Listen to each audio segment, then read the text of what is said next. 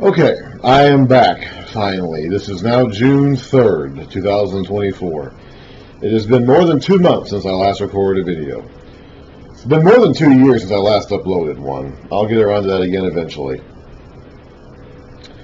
But I am now finally ready to begin reading through the Gospel of Luke. I have finished the Gospel of Mark. Actually did that several months ago now. Then I did the Gospel of Matthew. Now I'm finally ready to begin the Gospel of Luke. I finished the Gospel of Matthew around Easter time, which this year is the end of March, and now this is early June, and I have cats everywhere, so there's going to be a distraction today. You have to just deal with that. Nothing I can do about it. But I am now ready to begin the Gospel of Luke. So why did it take me so long to get ready for this Gospel? That's a good question. I want to give some background to this Gospel, as well as the background to the book of Acts. Now, we're not going to be reading through Acts yet, but Luke and Acts are written by the same guy. At the same time, probably, and certainly to the same person. Luke and Acts are unique in a lot of ways to the rest of the New Testament, and honestly to the entire rest of the Bible.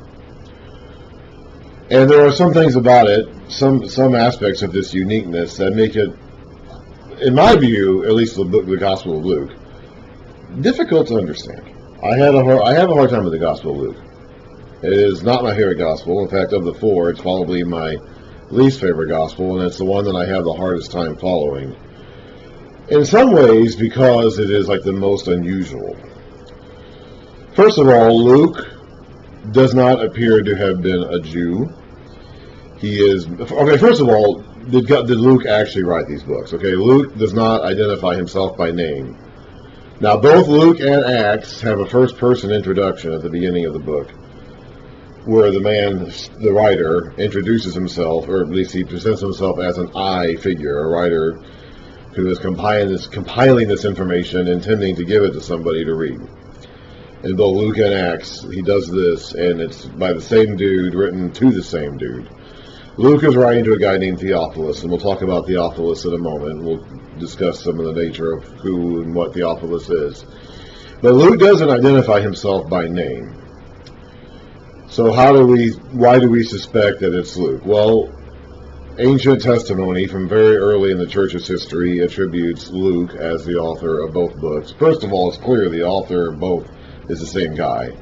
So whoever wrote one wrote the other. He is a figure who accompanied Paul for some of his journeys in the second half of Acts. Once we get to Acts 16, there are going to be sections where the speaker, the writer, includes himself in Paul's traveling party by saying we. It doesn't happen all throughout the Gospel of Luke. It doesn't happen in the first half of Acts, but starting in Acts 16, we do start seeing this term we thrown in there, indicating that the person who is writing this information has joined Paul at those points.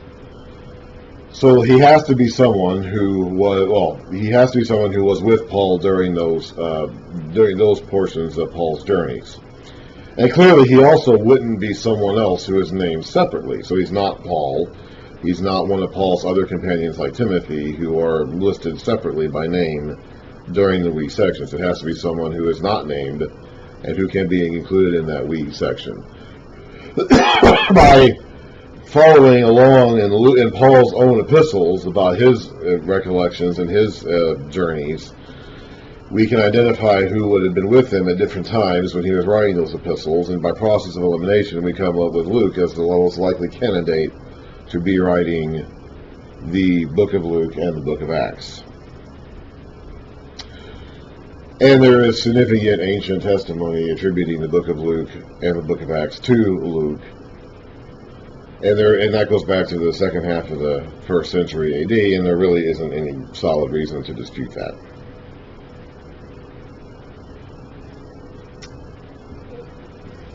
So that's the thing about Luke is that he was probably not a Jew. He was probably, in fact, he almost certainly was a Gentile. Now, he seems to have been, and we know very, very, very, very little about him. In fact, all we really know about him is that his name was Luke. And Paul mentioned him a couple times as part of his traveling companions, and one of his traveling companions. Luke himself says basically nothing about himself. Our information about him comes mainly from what we can infer by his style of writing. I'm sorry, I'm distracted by the cats, but I told you that was going to happen. He appears to have been a Gentile. He does not appear to be a Jew. He is listed as someone else who is not, when Paul talks about him, I believe in Colossians 4, he is not listed among the brothers who are of the circumcision, meaning the Jews. So he's probably therefore a Gentile. This would put him as the only Gentile writer of the New Testament and one of only 2 or maybe 3 Gentile writers in the entire Bible. Job was not a Jew. Now, Job probably didn't write the book of Job, but it was probably written by a Jew or a Hebrew.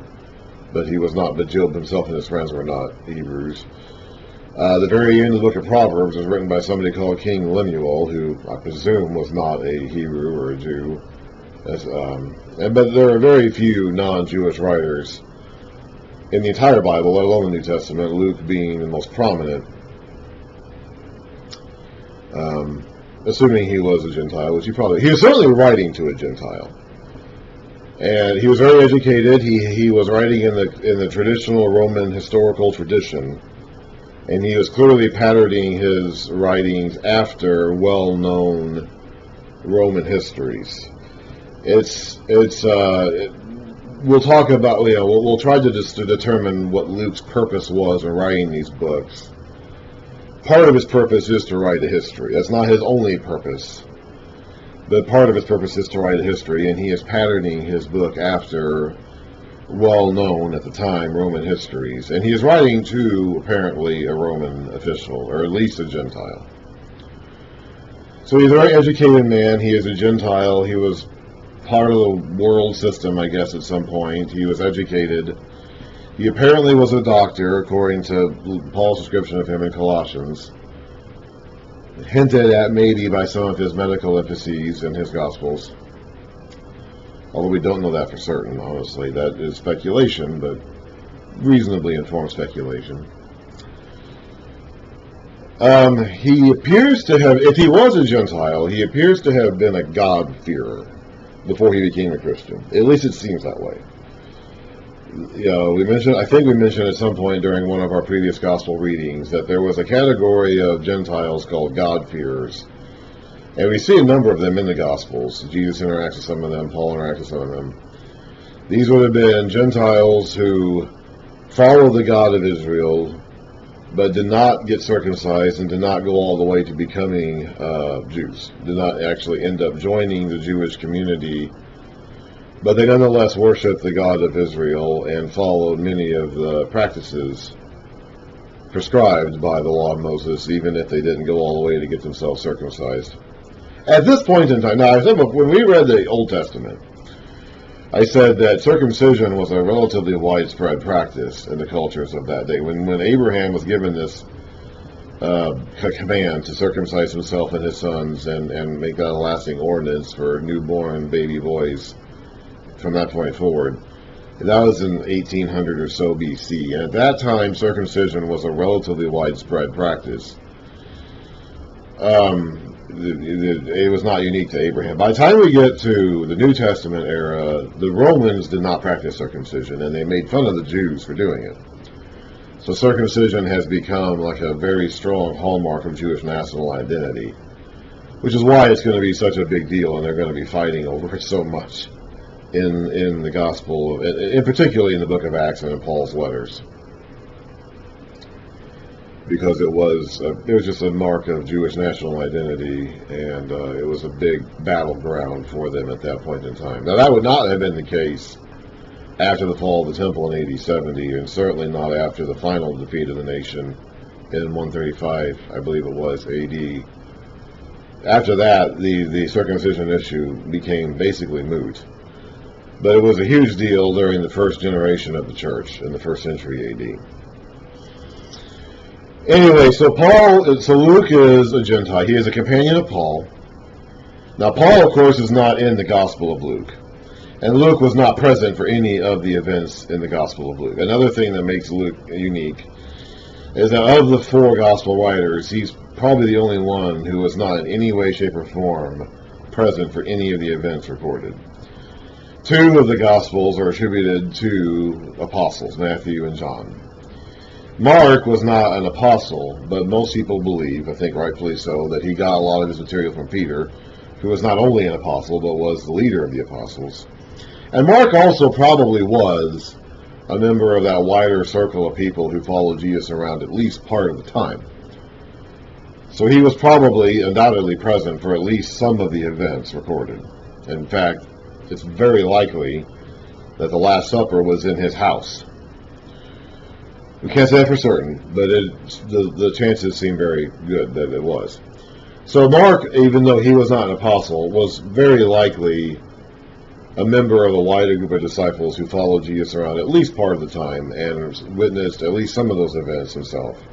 And Matthew and John were apostles of Jesus. Luke is the only one of the four who comes along much later. He doesn't appear in the story until Acts 16, when Paul is on his second missionary journey and goes to a place called Troas, way in the west of Asia Minor, Turkey today.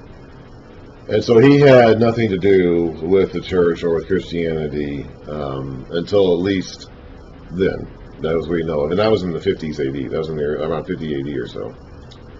So he hasn't come along until 20 plus years after Jesus' time. So he was not present for any of these events and gets all of his information from people. And he says that. He openly admits that at the beginning of his gospel. He says, I received this, these accounts were handed down to us by other people. I've investigated everything. I'm going to write an account too for you, Theophilus. So he was not an eyewitness, and he does not claim to be an eyewitness. He does, however, claim to be a careful researcher who has investigated all of this, who has sorted through the eyewitness accounts and has selected material to include in this written narrative that he's going to give to Theophilus for some reason or another. We'll get to that in a moment. So Luke has no personal recollection of any of the stuff he records, because he was not present for any of it. A lot of his material probably came from Paul, because he was a companion of Paul. Now, when we get to Acts, it'll be a lot more chronological and a lot more detail-oriented, especially in the later part of the book, but part of that's probably because Luke was there for that. Once we get to Acts 16 and following, Luke will be present for a good chunk of those events, especially the ending of the book, where he's pretty much with Paul from the journey to Jerusalem, the last journey to Jerusalem through his imprisonment onward. And it will be a lot more detailed and a lot more focused and a lot more chronologically oriented. The book of Luke is not chronologically oriented at all. One of the reasons why I had difficulty with Luke is because Luke doesn't seem to be he just seems to be kind of putting stuff. I have a hard time determining why and how Luke arranges the material the way he does.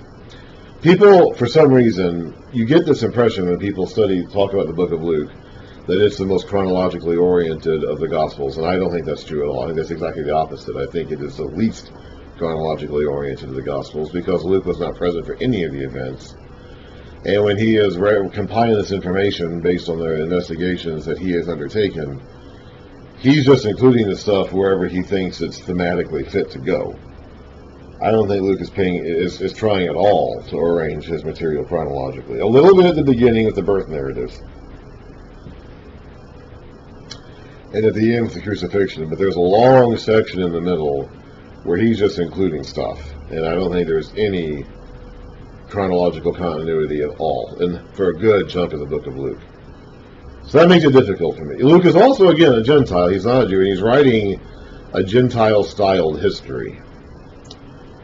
Matthew, as we mentioned when we read Matthew, is extremely Jewish in nature. So I understand the way that, after reading the Old Testament for 3 years, after immersing myself in the Old Testament, going to Matthew is just like flipping the page, because it's exactly in the same style as the Old Testament. Well, Luke isn't. Okay, now Luke, again, is not chronologically oriented like much of the Old Testament is, like much of ancient writing is. But he doesn't arrange his material thematically in the same way that, say, Matthew does.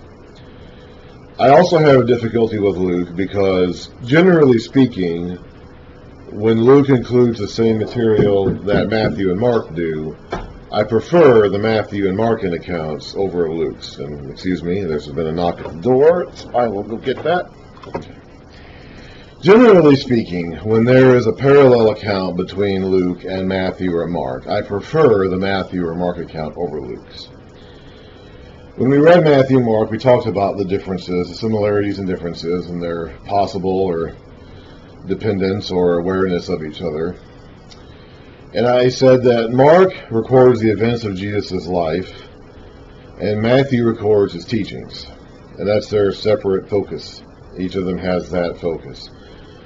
Mark probably did not include, he mentions Jesus being a teacher a lot, but doesn't include very many examples of his teaching, probably because he felt he didn't need to, since that material was already available somewhere else. And I think that material is probably an early version of the Gospel of Matthew, what we now call the Gospel of Matthew, which probably was not yet put into the form that we have now.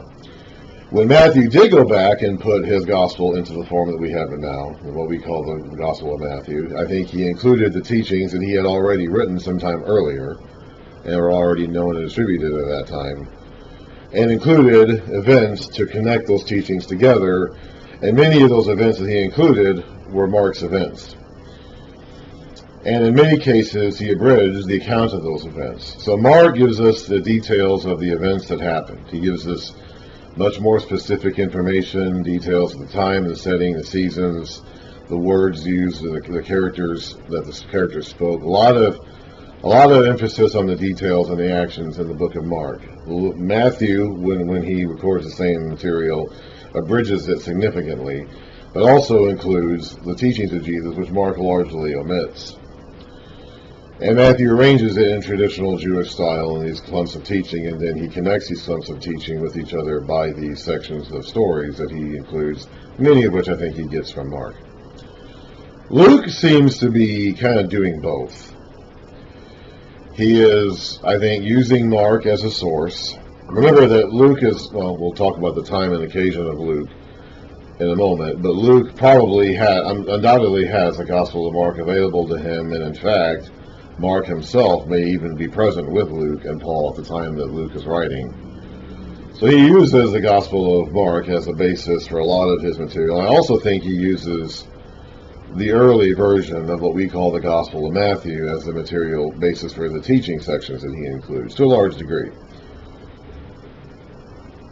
And generally speaking, when we have a part in Luke that also has an equivalent in Matthew or Mark, I prefer the Matthew or Mark account most of the time. There are a few instances where the Luke account gives an interesting detail or a spin on it that helps me appreciate the lesson. But for the most part, I prefer Matthew or Mark's whenever there's an overlap with Luke, generally speaking. Now, Luke also has a lot of unique material in it that is not present in Matthew or Mark. And that is what I appreciate the Gospel of Luke for. That's like, for me personally, that's the part of Luke that I like the best. We have the birth narrative, for example, of John the Baptist and Jesus. Matthew gives us a version of the birth narrative, but Luke gives us another version of it. He also gives us an account of the birth of John the Baptist, too, which is really helpful.